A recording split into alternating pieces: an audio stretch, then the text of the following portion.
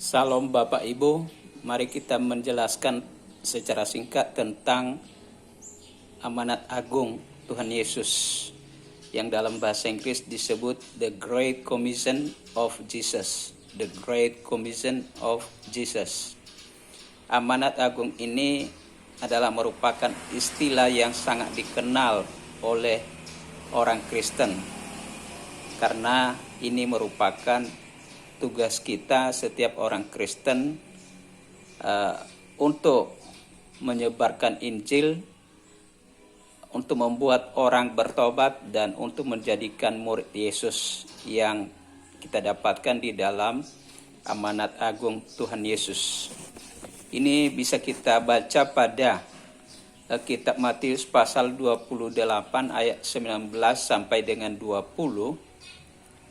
Ya, Matius pasal 28 ayat 19 sampai dengan 20 tentang amanat agung ini, di mana ada 3 hal yang harus kita pahami di situ dalam amanat agung ini, antara lain yang pertama, pergilah jadikan semua bangsa muridku. Dalam hal ini kita menyebarkan Injil ke seluruh bangsa. Ini sebagai tugas kita yang diberikan oleh Tuhan Yesus sebagai orang yang percaya kepadanya dalam menyebarkan Injil ke seluruh bangsa, ke semua orang, ke seluruh dunia. Yang kedua, baptislah mereka dalam nama Bapa dan Anak dan Roh Kudus. Dan yang ketiga adalah ajarlah mereka segala sesuatu yang kuperintahkan kepadamu.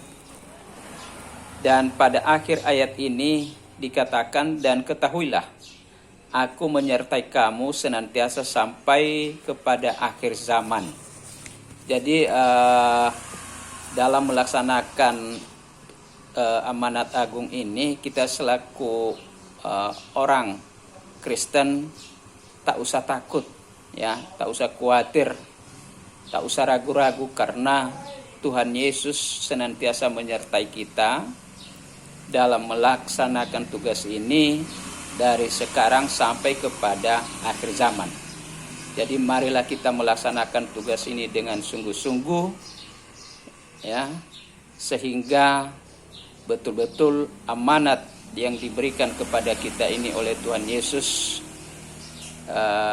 kita mendoakan agar dapat kita melaksanakan dengan baik. Kenapa kita harus menyebarkan Injil ke seluruh dunia? Ini adalah salah satu pertanyaan kita. Kenapa tidak di suatu tempat saja, atau misalnya di suatu gereja atau lokasi tertentu? Kenapa kita harus menyebarkan Injil itu ke seluruh dunia? Ini disebabkan karena agar dunia ini mendapatkan keselamatan.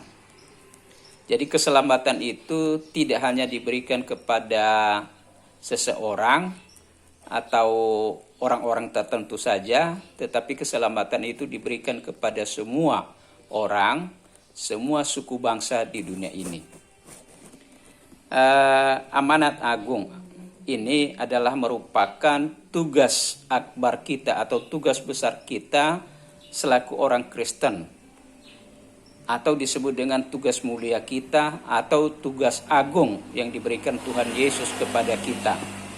Makanya dikatakan amanat agung Tuhan Yesus.